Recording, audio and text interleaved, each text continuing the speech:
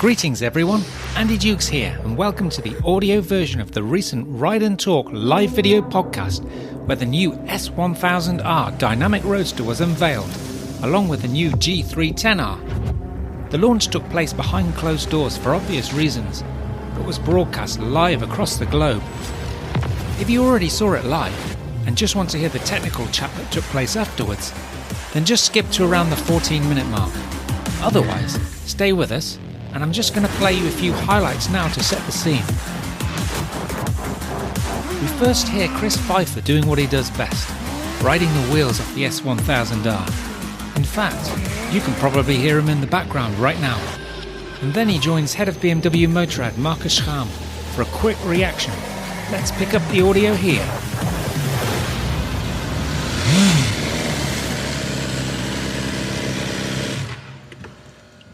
Hello and a big welcome to BMW Motorrad. What a film and what a motorcycle.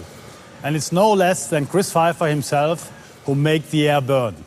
I'm very happy to welcome you all today together with Chris to present the world premieres of two outstanding motorcycles. Let's start with the BMW S1000R. This is the hottest, most powerful and lightest dynamic roadster from BMW Motorrad ever. Chris, tell us about your first riding impressions. Wow, this bike is really mind-blowing. It's so powerful, but controllable at the same time. And I love the handling. It's very precise. It's a bit like an athlete, slim, strong. I think you saw in the video how much fun I had riding. I'm sure you did, because at 195 kilograms, it is the lightest configuration, fully fueled and ready to ride. The new S1000R is by far the lightest bike in the upper roadster class. Its lightness and agility are outstanding. We have taken our new roadster to an even higher level in all respects. The new R clearly stands for naked power and performance, for a sporty, powerful, sharp design reduced down to the essentials, for true physical rider control over this powerhouse.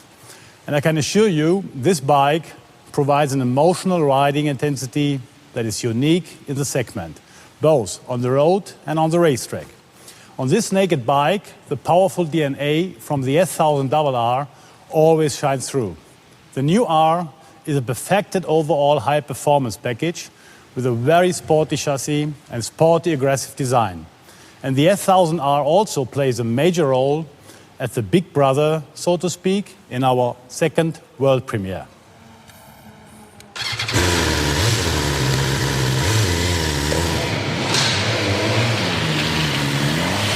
So this is the bit where Chris jumps back on the new R and throws down a few donuts and burnouts to make the transition to the next world premiere, showing that great things can come in small packages. Back to Markus Schramm then. And here it is, our new G310R, the entry-level naked bike from BMW Motorrad, featuring the RDNA for all to see. Lightness, precision and purest riding response ensure a high level of riding fun at all times, whether in the urban jungle or out on the country roads.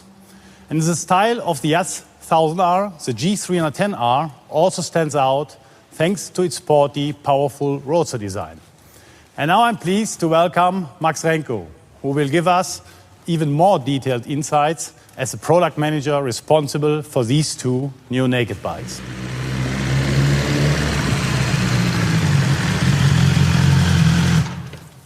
Roadsters, it's not about crushing your opponent on the racetrack. It's about leaving an impression on yourself and leaving an impression on others. So really what it is about, it's not about hiding from the wind. You want to face it, you want to embrace it, you want to fight with it, really. Leaving an impression on yourself and impressing others. So this is what you want to have in such a dominant bike, you know. Dynamic roadsters, they started out as crashed superbikes, bikes that were stripped down to the bare minimum. And this defined the very essential formula for roadsters. Superbike power, superbike tech, no fairings. Because you don't want to hide from the wind, you want to face it, you want to embrace it, you want to fight with the elements. You want to become one with the corners. You want to feel that blistering acceleration. You want to feel that power. And you want to feel in a very dominant riding position. That's why you need that straight handlebar. You want to be bold on the bike. And that posture and that feeling on the roadster is so much better and more impressive than just kneeling down on a bike like a superbike. But Alex is going to tell you more about what makes a proper roadster design and roadster posture in the next minutes. Thanks, Max, for that nice dynamic introduction. And soon Max will be back and will tell us hopefully more about the technical specs about that bike.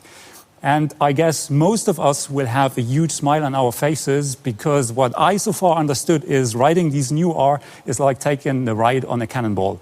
But back to the design, because I'm here in my function as a designer. And what you can see by first glance, this bike is much more sportier than before and radiates tremendous more dynamic and, let's say, visual power because of its, let's say, demanding muscular appearance. And we had a real focus by developing this bike on increasing the emotional, let's say, experience of the bike by keeping the physical control for the rider. And this is exactly what Max mentioned already. That's why we put that significant straight handlebar to the bike in combination with these new ergonomics. Yeah, and in these circumstances, I need to mention also our angle of attack. This is this imaginary line running from the very end of the bike to the center of the front wheel. And this main composition line is now more angled, more raked, and somehow responsible, of course, for that lurking and aggressive appearance of the bike. And from the beginning on, we had an eye on keeping the bike completely compact as possible. And that's why we convinced our engineers to put that really radical short tail end in combination with this compact headlight unit to the bike. In between, we have that, let's say, hard-edged radiator cover as a, let's say, visual reminder to some military tools like a tactical axe or a combat knife. And for those who has a little bit more imagination, maybe they can see these bold, strong R graphic inside of these outline of this radiator cover. And finally, I need to mention also about our jewels, because we have some hidden Easter eggs in the bike, such as our really nice aluminium anodized seat lock protection, as you can see here on the back of the rider's seat. And this personally reminds me on these, let's say, cool military aircraft snap action switches, or let's say a safety locker of a rocket launcher. And last but not least, of course, we have this wonderful illuminated R right on top of these wonderful C-shaped day running light of the headlight unit. All in all, as you can see, all the features, all the details, the overall proportion is reduced to the essential. So the right portion of stage feeling for the rider. So we can say that the new S1000R is made simply to impress. And with these words, I give back to Max. Thanks, Alex. Of course, that stunning design is absolutely useless if you don't have the power to back it up. So that's why you'll find a lot of RR DNA in this bike. For example, the engine was based on a RR, but optimized for the ref range you actually use on the street. You got 165 horsepower, you got 140 Newton meters with a very wide power band. So really, out of tight corners, you will feel more acceleration than on other bikes.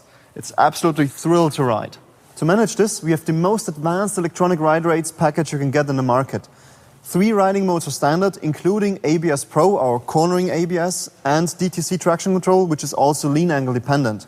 At one flick of the button, you change the complete character of the bike. So it doesn't only change throttle response, it changes, for example, also the way the wheelie control behaves. It changes the way the traction control behaves. It changes the way ABS interferes with your riding. So you can have it in a very safe manner, or you can have it in a very daredevil style of riding. And for example, the wheelie control and the traction control that we have on that bike is the very same algorithm that Tom Sykes has on his World Superbike. Of course, you can always turn it off with a flick of one button. Something that really sets us apart is the weight. We are by far the lightest bike in the segment. The average competitor weight is 214.9 kilograms. This bike is 15 kilograms lighter. And it gets even lighter if you use the M package. So depending on whether you get the carbon wheels or the forged wheels, you can save up to 5 kilograms in that bike over the standard configuration. With the M package, the minimum weight is 195 kilograms, ready to ride. But this bike is just so much more than a naked RR track day weapon. It's incredible fun on the twisties. No matter whether you're cutting through hairbends or doing wicked drifts, you can feel that staggering power and that mind-boggling precision on every single meter. It will even make a great commuter because it's so light and nimble. I promise you, you'll be finding excuses just to do a ride to the shops downtown. and you will whiz through traffic with ease because you got so much more handlebar range of motion now, lock to lock. Something our single R has always been known for is that intuitive handling and the absolute precision you get on the street. The new bike's steering response is almost telepathic. You really get so much feedback from the front, and you also have a throttle that's very easy to modulate without any jerkiness. So this is exactly the type of precision that BMW engineering has been known for. I think Chris can't behave himself anymore.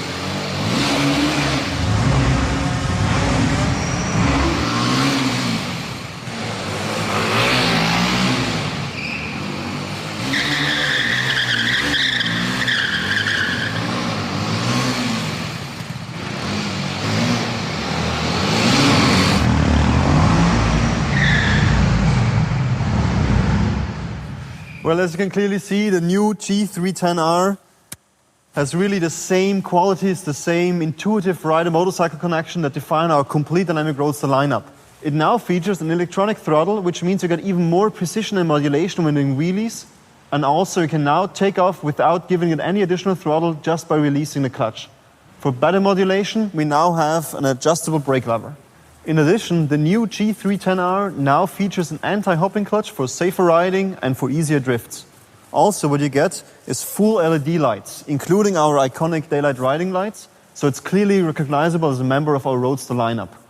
Alex, come and tell us more about the design. Thanks, Max. Let's talk about the design of our new 310. Yes, we refreshed our lively little Roadster to a new stage in terms of design. And with its inviting character to a new stage, as I said. So that means we made a design more straightforward, more bold than before.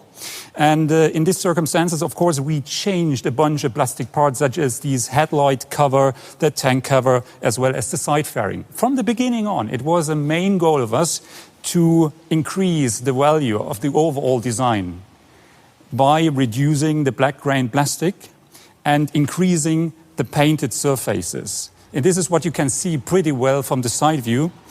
And in these circumstances, of course, have a note of that wonderful color combination with its bold graphic and this kick-ass graphic, so to speak, and this highlighted frame, all that lifts this visual balance a lot and brings this visual center of gravity much more forward to the front wheel. In these circumstances, please have a note also on this wonderful headlight unit. This is now a full LED headlight unit with a so-called C-shaped day running light. So all that features, all that details brings this little bike more to the grown-up side. And I think now we can say this bike is now the right toy to play with the big boys. Thank you, Chris, Max and Alex. Dear motorcycle fans, at BMW Motorrad, the R stands for highly emotional and dynamic roadster bikes. Visible power, outstanding performance, a sporty design reduced down to the essentials, and thrilling riding experience. With these new bikes, we will continue to expand our strong position in the important roadster segment and keep writing BMW Motorrad success story. And for all those who can't get enough of these two naked bikes, we will now switch over to our live studio, where our experts are already looking forward to talking to you and going into even more detail about the technology, performance, and design of the bikes. Thanks, Marcus. And what a bike. Or bikes, I should say, because we saw a few of them in there, didn't we? Okay then, we didn't want to leave it there. We couldn't leave it there. These are world premieres after all. So I'm delighted to say that we've brought a few of those bikes into our Munich studio and assembled some of the crew that you saw just now. So let's welcome product manager Max Renko and designer Vianney Selosse, who are both in the studio with the bikes, and also joining them is a living legend, Chris Pfeiffer. Welcome to Ride and Talk, guys. Hey, what's up? How you doing? Hi, Andy.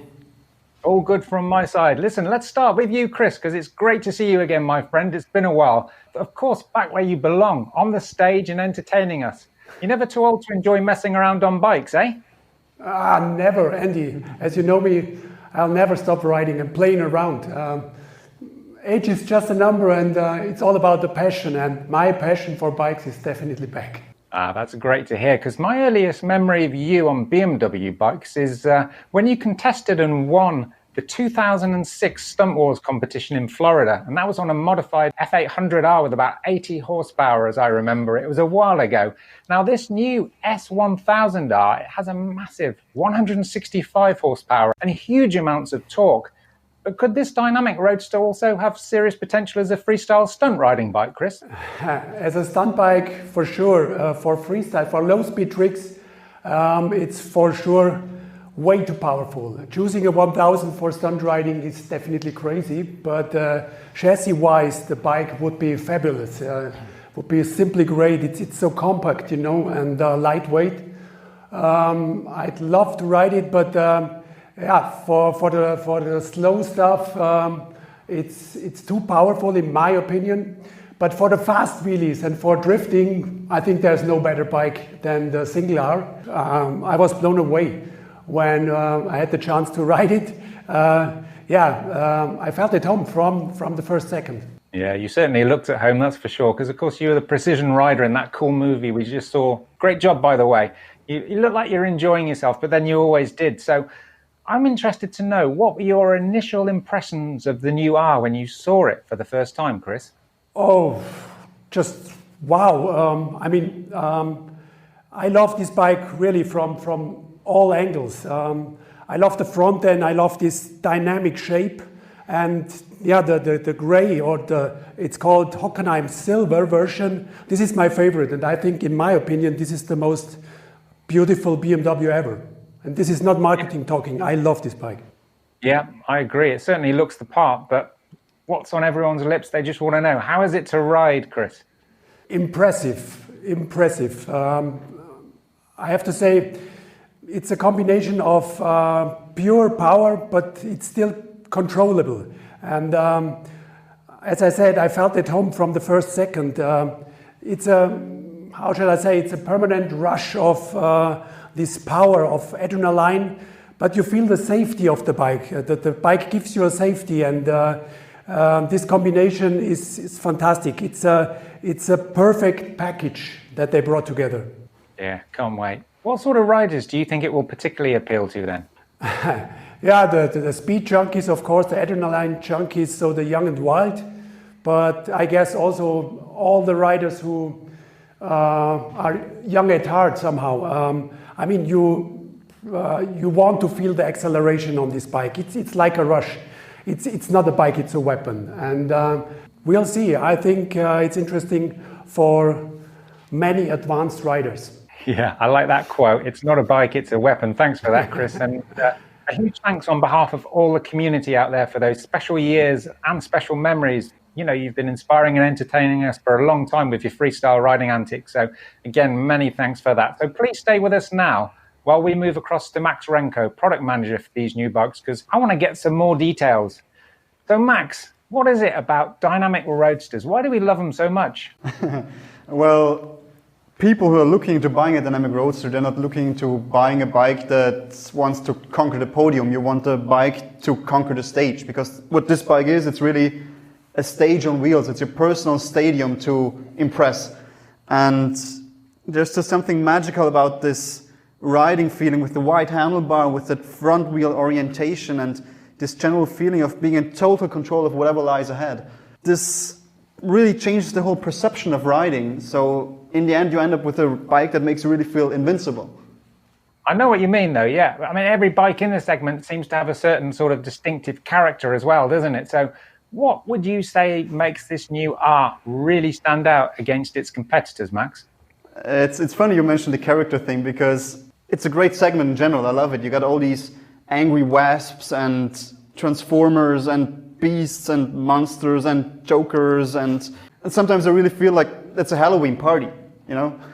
Yeah, I never thought of it like that before. So, all right then, go ahead. What character is the R then?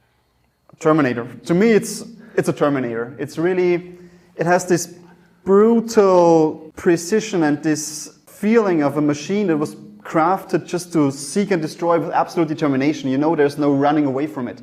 You're not even finished thinking about the next apex that lies ahead, and it's already darting for the apex. It feels like a part of your body, that connection from the rider and the bike. The precision can be felt on every single meter. It's really impressive, and how should I put it? I would say it will do exactly what you want it to do, nothing more but nothing less. And it's really like just point and shoot. Totally understand that, yeah. Now, when I saw you on the film on the R with the M package, I couldn't believe how good the bike looked. It probably looked good with anyone on it, Max. I'm not complimenting you here, by the way. But can we take a closer inspection of the one in the studio? And can you tell us exactly what you get for money if you're lucky enough to order one? Because it certainly looks special. Exactly. So the M package, it's much more than just the paint job. You get to choose either the M forged wheels or the M carbon fiber wheels.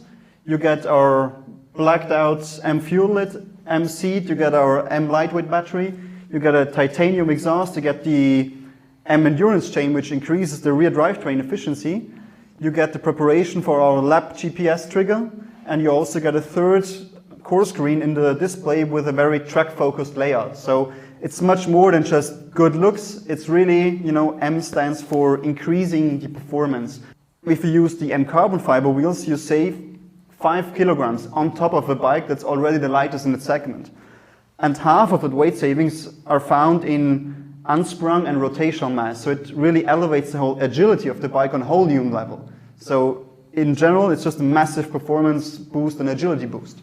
Got you. Yeah. So, I mean, the R in general, it's lighter, it's more agile, it's more intuitive. But let's talk about some of the things you can't see, Max, like the engineering, because clearly it's got the DNA of the R, but people often ask why the engine is tuned differently to a bike like the R. So can you please explain this to us? Because it's a question that does come up a lot. Absolutely. So I know there's been a lot of talk about the so-called new hyper-nakeds, and everybody needs to have 200 horsepower now and then. To be frank, we could have given you 200 HP even back in 2014 when the first model came out, because we had the power in the R. But we decided on purpose to build a designated roadster engine. Why we did so is pretty easy. Horsepower is basically just torque multiplied by the revs. So in order to obtain higher numbers on paper in horsepower terms, you just push the torque range into the higher rev range. This is not something you probably want on the street, because we all know from old 600cc days, people would just need to wring out into very high revs to get the power. What you want to have on a roadster coming out of tight corners, you want to have more torque down below. So you try to focus on the mid-rev range with the old bike and end up with more torque where you actually ride. So then the new R with the shift cam tried to combine these two old engines, tried to combine that mid-range torque from the R engine with the top end from the old R. And it was very successful in doing so. But still, you would need to retain all the other aspects in the engine, like the exhaust cam profiles, for example, or the header diameters, and optimize all that for that maximum rev range of 14,500 RPM, because you need to retain those sticker HPs on top. So if you just focus purely on the mid-range and say cap the revs at 12,000, it allows you to optimize everything around the combustion chamber, like the intake, like the exhaust manifold diameters, like the cam profiles for that mid-range. And you end up with a bike that's both for you guys more affordable to buy and more fun to ride on the street, because you got the torque where you need it and don't need to pay for stuff you will not even use on the street. I mean, of course, it's nice. We're all grown-ups and we become bigger, but we just mentally stay kids. And it's, of course, cool to show off with some 208 horsepowers. But I don't get it. What is the point of having 200 horsepowers if you need a supercharger and end up with a bike that is heavier than a full-blown S1000 XR touring bike? What is the point of having 208 horsepower on paper, but they're only made available in 5th and 6th gear at speeds beyond 220 kilometers an hour? I mean, I want to ride twisties. I want to have fun on mountain roads. If I want to go fast in a straight line, I use a train. So I think it would be better if we as an industry in general try to focus less on just marketing numbers and trying to build bikes that are better to ride. For example, the weight reduction. We focused a lot on the weight reduction because this is where you actually gain your performance. We've also seen that performance figures from the old S1000R against the modern hypernaked community wasn't really behind it. So what you feel in braking, what you feel in steering and agility is weight, it's not the horsepower. So overall, I think we as an industry should, and I think we will. I've heard some rumors about other bikes also trying to reduce the weight I saw some Italian brand yesterday also featuring carbon fiber wheels to reduce rotational mass. So I think we as an industry are slowly getting the message where it's really what counts on the street. I tell you what, I'm glad I asked you to answer that question and explain that, but very well done. I appreciate that. It's all about what's on the street rather than what's on the spec sheet on paper. So nice one. Listen, an easier question for you now, Max. Can you just let us know when it's coming, when the market introduction date is, and what the price is, if you have it, of the new R? Yeah, so this bike will drop in May at the dealers, and the price in Germany at least, we got this VAT thing right now, but when you go back to the 19% VAT, the price will be 14,740, which makes it incredible bang for the buck. It's only a slight retail price increase, but at the same time you get a lot more in standard form. You get the full TFT with our class-leading 6.5-inch display, you get the full connectivity pack, you got 3 riding modes as standard, as said before. You got ABS Pro, which is lean angle sensitive, as well as our lean angle sensitive DTC traction control. And it's just more than different throttle responses. It's really the whole ecosystem that gets changed. And you get full LED lights. And beside that, of course, you get so many great details and an absolutely stunning design. Yeah, stunning design indeed. That's for us to move across to Vianney to explain the design process in more detail. So hi, Vianney, thanks for coming on. Really appreciate your time. Can you tell us about how it was to work on the new S1000R? Because, it certainly looks a lot more aggressive than its predecessor, which you also designed, I believe. Yes, Andy, you're right. I worked on the previous one, but on the new one as well, which was good because we could right away say, okay, this is wrong, this is something to optimize. For example, these asymmetrical lights or the side panels or the tail section.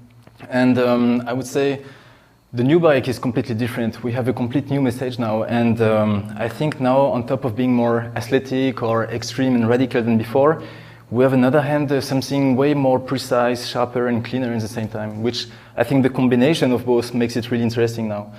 And the thing is, that was a massive challenge for me at the beginning, because look at the base. We got the S1000RR as a base, which is one of the most powerful bikes in the world. But of course, we had some good design freedom. We had some super nice, interesting aerodynamic and technique to respect. So I think all together makes it like a kind of a dream project for a designer. So that was only great. Yeah, you mentioned design freedom there. Can you describe how the design process goes for a bike like this? What are the key stages? Yes, often my friends are asking me, okay, Vianney, can you tell us a bit more about the design process? How does it work at BMW? Can you show us some sketches? But of course I can't, so I'm finally happy today to show you some design process sketches and just to show you a bit behind the scenes, how did we develop this bike at the end. So here we go. This is how it started. We started with a pure creative phase. We really try to go all over the place, but as you can imagine, I cannot show you everything for confidential reasons, but at least you have an idea of how far we went into the sketches, how many concepts we did at the end, and we try several themes. We try the most organic, or we try the most robotic themes, but of course, it's nice to do some dream sketches, but somehow the dream has to come true, and this bike has to be on the market one day. So that's why now we go to the key sketch. And the key sketch is basically, I would say, our best friend. This is our best friend during the complete process of the bike, because it's so easy to lose the track, it's so easy to lose the control during the complete development of the bike, because we have so much technology and package, and at the end we need to get an eye on the final sketch, because it will keep our proportions right, our dynamic, the stand of the bike, the angle of the attack we wanted to get. So it helps us to get everything like we wanted to get at the end. And now the magic starts. Boom, the clay model. As you can see here, you have Raimund working on the clay, so challenging all the surfaces, because we want a bike which is super light, super agile, and we try to optimize the package as much as we can. I call it magic because this is finally where the models start to be alive. This is exactly at this moment where you can start to turn around the model. And I think this is pretty magic. And on the other hand, you have Larissa, the other modelers, which is trying to find the perfect lines, the perfect curves, to play with the light, to really feel the package, and to really get the best out of it. And once everything is frozen, once we have everything, we have a super nice sculpture standing in front of you. But of course, something is missing, the details. The details, for example, the headlight. To me, the headlight is really the head of the bike. It's supported here by two little wings on the side, really inspired from the Formula One world, like very dynamic, very aerodynamic. And this shows almost all the inner rings we have inside. The inner rings, like we mentioned before, we have this day running lights inside, which is underlined here by this lightning R, which brings a lot of power into it. And I think this brings a lot of wow effect at the end. Yeah, that was brilliant. Thanks for that. That's really detailed, but also a little bit of inside information there, Vianney. So cheers for that. But making the all-important step, though, from sketches to modeling to reality, how does that work with a bike like the R? It's pretty simple. You have a few things to remember when you look at a bike like that, like a roadster like this. First of all, is you have to get an eye on the fly line. The fly line is the line which is like covering the complete bike. As you can see here, we have like some massive proportions, something very sporty. But what is important also is the proportions. The proportion is, for example, here the flying panels. We're trying to take them and to move them as forward as possible, as much as we could to the front. First of all, for what? To get rid of all the weight on the back and to bring all the power to the front wheel. Because for us, this bike is really like a kind of power ball, and we somehow need to assume the power of it. Because this bike is so powerful that we have to assume the power of it, and we need to show some elements like the technique. For example, we have here on the side this massive technical feature here, this massive technical cutout. Because why? The bike breasts, and we definitely wanted to show it. So it's definitely important for us to really show that, okay, when power meets technique at the end. And that's why we have some see-through elements, because on a roadster bike, what is nice is to see some technical stuff, some design element. And I think this makes actually, I don't know, a super nice mix, you know, when we mix all together. And I just wanted to show a last word concerning the tail, because we had the chance to develop a complete new tail for this bike, which I think is awesome, because we have a complete new bike from the front to the back. And what I can say about the tail is we tried to raise all the lines up to get it super light and super agile, to really keep this kind of angle of attack like we wanted to get. We play with the surface to move everything inside, to get everything as compact as possible, as light as possible. We have now a super nice see-through effect into it with two massive airflow going through it. So I think now we have a super finished bike, and the overall stuff is really good. And I think this is what people expect at the end. Yeah, absolutely. And it looks very, very cool. But bikes don't always look cool when people then sit on them, you know. But Max looked really, really cool when he was sitting on it in the earlier film. But he's more compact than I am. And, well, do the ergonomics still work, you know, with long-legged riders like myself, or even yourself, Vianney? Yes, well, the thing is, it's really important for us to work on the ergonomy, because it's nice to have a nice bike, but of course, everyone should be able to ride it. So it fulfills all the Japanese standards requirements, or the people like you, Andy, which are really tall. So at the end, we put a lot of effort and energy to, for example, the adjustable handlebar. We have different seat height, because on this bike, you need to look good on it. So that means what? That means a position straight forward to the fuel tank. You need to get your head up right, and then you have to get your elbows like that, really like a pure position of riding. And I think, you know, when you ride a beast like that, it's always better to control it, or at least to look so. Yeah. Yeah, couldn't agree more. Thanks, Vianney. Right, let's move back to you, Max, and onto another great bike, which, by the looks of it, is very much part of the R family. Absolutely. So you see a lot of common shapes in these two bikes, from the DRLs to the whole side wings and the whole panels, and the general characters are much the same. See, these bikes are a lot more approachable. So I think that the biggest fun of these 300cc class lies in that general sense of, well, how should I put it? If you can't ride a slow bike fast, you certainly won't on a fast bike. So as you can see in the scenes from Chris, it makes so much fun just doing some lunatic stuff, trying to learn the wheelies. I mean, this bike has been the most popular choice for our wheelie schools, because it's just light and nimble and isn't as intimidating.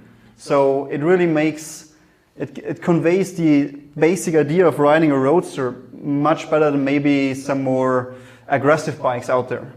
What's not to like about this one? I mean, it's same jeans, but smaller price, right? Absolutely. You have, as you said before, you get a lot of common genes. At the same time, it's, of course, much more affordable. And I think there's just an inherent fun of having some 34 HP. My first bike had only 23, and for me it meant the world. And it was really just this basic fun of what all of us like about motorcycles, you know? See the corner, brake later than everybody else, dart into the apex, pin the throttle, and off to the next corner. And it's just this basic operation is just great experience. But at the same time, this bike doesn't mean you need to do without any premium features. So this bike has all the qualities, all the traits that really make it a compact premium experience. Yeah, premium experience indeed. Cheers for that, Max. I'm just going to return to Vianney for a minute because I want to know what you want to say about the G310R, Vianney, because people want fun. They don't want boring or tame. So how do you actually design that into a bike like the new G310R? Yeah, you're right, definitely not. The thing is, I remember when we started the project a few years ago already with Chris, we work on the stunt bike, and I think years after years the bike is getting more mature. I mean, we had already this dynamic base, we had already this dynamic roadster we wanted to get, but I think now, the years after years, when you look at some details, for example, the headlights or the side panel or the fuel tank cover, I think now the bike is getting more achieved and more finished, but you still keep, this kind of dynamic effect you wanted to get. And for us, between this bike and this one, it was really important to get this kind of link in the family. So for example, from the smallest model to the biggest one, you have this DNA inside. So you have the DRL, you have the floating panels, you have the stand, the dynamic lines, and I think at the end it's actually a super cool ride, super cool bike to ride, and I would definitely buy it for this everyday use. So I think it's super cool. Yeah, super cool indeed. Right, we've done loads of talking, covered lots of topics, but I think we've still got a bit of time for a few questions from our community. So perhaps we can have the first one up on our screens, guys. Here we go. I'm not reading that out. I don't know if you can read. Okay, it says, WTF, why is the rider wearing jeans? I presume they're talking about you in the film, maybe, Max and Chris. Isn't that, like, dangerous? Of course it is not, because just nowadays you don't need to look like a Power Ranger riding a motorcycle anymore. Matter of fact, I'm wearing full protective gear, so these are Cordura jeans. They are fully certified. They get front protectors, they get side protectors. The jacket I was wearing has the full gear inside built into the package. The shoes are protective shoes, so they protect the ankle. The city gloves, everything was meant to look good while still offering the full protection on the street. Of course, you wouldn't want to crash at 200 kilometers an hour, but at these speeds, you usually are wearing one of our leather one-piece suits that are made for the racetrack. But in town, you can look good and be protected all at the same time. Doesn't necessarily mean you need to write any WTF questions. These jeans are motorcycle jeans, not normal jeans, and they are cool and safe, and they give you active safety because you can move very well in it. So for stunt riding, everybody's wearing motorcycle jeans nowadays. In leathers, I would die. Also the heat, right? Yeah. Yeah, good point, Chris. And remember where you heard that first, you don't have to look like a Power Ranger. Any more questions coming in for us now then, please? Here's one for you, Chris. What do you miss most from the old stunt riding days? Miss most?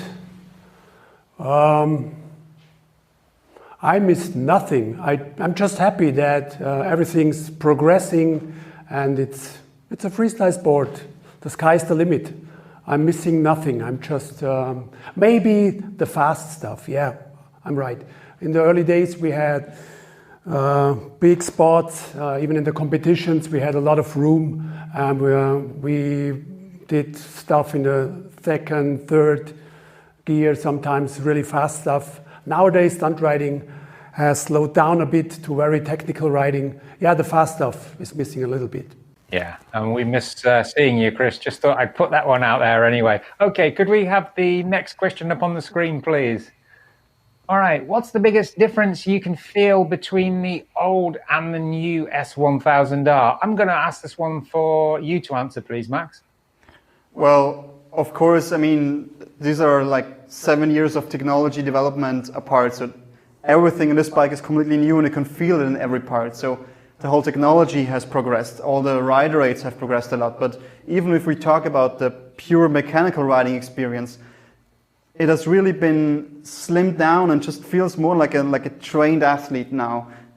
The weight is down, the agility goes up, and all the feedback also went up when we started with the project. I mean, even a double R that the whole chassis is based on is one of the benchmark bikes on the market when it comes to feedback and handling. So this is something that can be felt in this bike as well, even at a much lower price range. Thanks for that, Max. Any more questions coming up on the screen? Okay. Can you ride with a passenger or go on longer trips? It's you again, Max. You're the marketing guy. Yeah, of course you can. I mean, all these bikes come equipped as a monoposter configuration ex-factory, but of course you can, as an alternative, choose the pillion kit, which is free of charge, and adds the pillion footrest and the pillion seat. Being a dynamic roadster, this is probably not the one you want to take on a week-long tour with your missus, unless you're newly engaged, because, of course, wind protection for 2 people and long-distance touring performance is better found in our S1000XR, which shares a lot of that technology in a much more touring-friendly configuration. But still, there's a lot of bags and tank bags and stuff you can put on to go on a longer trip to enjoy the riding experience of riding an S1000R over a longer time. More time. I know a lot of people go to the Alps, go to the Dolomites. In the US, they take trips to the Tail of the Dragon, so it needs to be enjoyable over longer distances. We also have ex-factory the option to add the sports screen. It's a small fairing. We originally designed it for racetracks, so you can lay down flat on the tank to get better aerodynamic drag figures. But at the same time, it will also reduce some of the weight from the wind on your chest. Okay, yeah, so basically in a roundabout way, you're saying you can, but would you want to? All right, the next question is, how does the S1000R compare back to back with the old model? I guess they're talking about performance-wise here.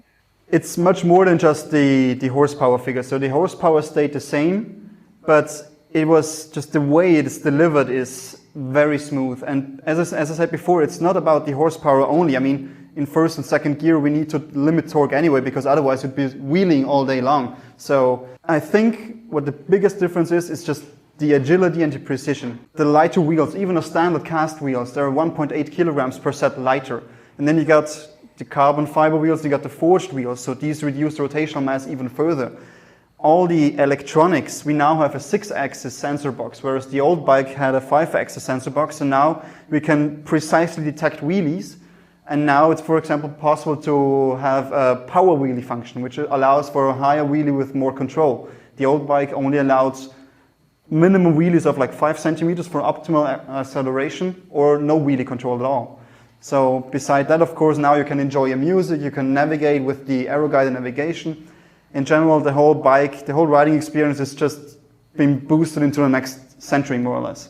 Cheers, thanks for that, Max. I think we've got time for one more question. Okay, what other colours will be available? I don't know if that's a design question or a marketing question, but whoever knows the answer, please go for it. If we're talking about the smaller one, you got the choice of Star Sport as shown here. You also got the Polar White version and you got the Cosmic Black version, which are both free of charge. For this bike here, you got 3 choices. You got the base model in our iconic Racing Red. This one has been also a very popular color for the base model of the old generation. Then you got the Style Sport as shown here. It includes these bright neon yellow tapes and a color that is probably does not come across as good on screen as it does in reality. This is the M2 competition color, Hockenheim Silver. It adds a lot of depth and hue with the several hues. And then you got the M package here, which doesn't only contain the color, of course, also the M bits on it, but it's the third choice that we can offer you. Brilliant. Thanks for that, Max. All right, it's time to close things down now. It's been a mammoth session, hasn't it? But I hope that it's given all of you out there a taste for these seriously exciting roadsters that will soon be heading your way. So thanks for all your questions. Do keep posting them. They will be answered. Thanks to all our studio guests too. You've explained the never stop challenging mindset perfectly. All of you out there, if you like what you've seen and heard today, then maybe it's time to awaken the daredevil inside you. One thing's for sure, getting naked has never been this much fun. Bye for now.